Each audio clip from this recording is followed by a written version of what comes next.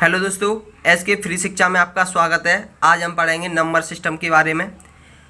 तो number system में सबसे पहले पढ़ेंगे अंक, जिसे इंग्लिश में कहते हैं डिजिट। ये होते हैं 0, 1, 2, 3, 4, 5, 6, 7, 8, 9 तक। यानी कि जो सिंगल नंबर होते हैं उन्हें क्या कहते हैं? अंक या डिजिट कहते हैं। अब भाई हमारे अंक तो हो गए, अब जानेंगे संख्या के बारे में। जैसे कि हमारे 2 या 2 से अधिक सदस्य मिलकर एक फैमिली का निर्माण करते हैं, उसी प्रकार 2 या 2 से अधिक अंकों को मिलाने पर एक संख्या का निर्माण होता है। जैसे इसका उदाहरण देखेंगे 15, 26, 205। अगर इनमें पूछे कि इसमें अंक कितने हैं तो अंक होंगे हमारे 2। संख्या कितनी है? 1। इसमें अंक कितने हैं? 2। संख्या कितनी है? 1। इसमें अंक कितने हैं? 3। संख्या कितनी है? 1। अब हम संख्या के बारे में और गहराई से जानेंगे। जैसे कि हमारे 2 अंक दिए हैं x और y। इसमें संख्या का अंतिम अंक इकाई का अंक कहलाता है। इकाई का अंक कौन सा होगा? हमारा y, और दहाई का अंक होगा x।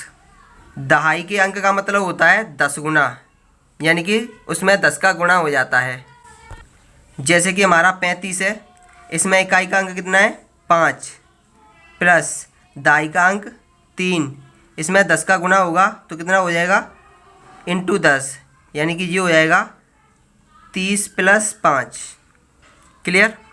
ऐसे ही इकाई का अंक है, इसमें अंतिम अंक 7 प्लस दहाई का अंक 6 इंटू 10, तो कितना हो जाएगा? 60 प्लस 7, तभी तो होगा 67। अब देखेंगे स्थानीय मान, जिसे इंग्लिश में प्लेस वैल्यू कहते हैं। स्थानीय मान हमारे कॉम्पिटिटिव एग्जाम में सबसे ज़्यादा पूछे जाते हैं। तो आइए देखते हैं इन्हें कैसे निकालते हैं। जैसे कि 15,625 है, इसमें अगर हमें 5 का स्थानीय मान निकालना है तो इसका 5 ही होगा। क्लियर? अगर हमें 2 का स्थानीय मान निकालना है तो 2 न्यों का त्यों होगा। उसके बाद जितने भी अंक होंगे उतने 0 लिख देंगे। कितने अंक हैं? 1 अंक है तो 1 0 लिख देंगे। इसी प्रकार अगर हम 6 का स्थानीय मान निकालेंगे तो 6 न्यों का त्यों, उसके बाद कितने अंक हैं? 1 2, तो 2 0 लगा देंगे। ये हो गया 6 का स्थानीय मान। ऐसे ही 5 का स्थानीय मान निकालना है तो 5 न्यों का त्यों, कितने अंक हैं? 1 2 3, तो 3 0 लगा देंगे। ऐसे ही 1 का स्थानीय मान निकालना है तो 1 न्यों का त्यों, उसके बाद कितने अंक हैं? 1 2 3 4, तो 4 0 लगा देंगे। हमारे कॉम्पिटिटिव एग्जाम में इस तरह के क्वेश्चन पूछे जाते हैं। जैसे कि कोई संख्या दी गई होगी, उसमें पूछा होगा 6 का स्थानीय मान कौन सा है। अब सबसे पहले देखेंगे हमारा 6 कहाँ पर है? यहाँ पर है। तो सबसे पहले हम 6 लिखेंगे। उसके बाद कितने अंक हैं? 1 2 3 4 5, तो 5 0 लगा देंगे। 1 2 3 4 5, 6 का स्थानीय मान आ गया। अब देखेंगे 3 का स्थानीय मान। 3 कहाँ पर है? यहाँ पे, तो 3 न्यों का त्यों लिख लेंगे। उसके बाद कितने अंक हैं? 1 2 3, तो 3 0 लगा देंगे। क्लियर?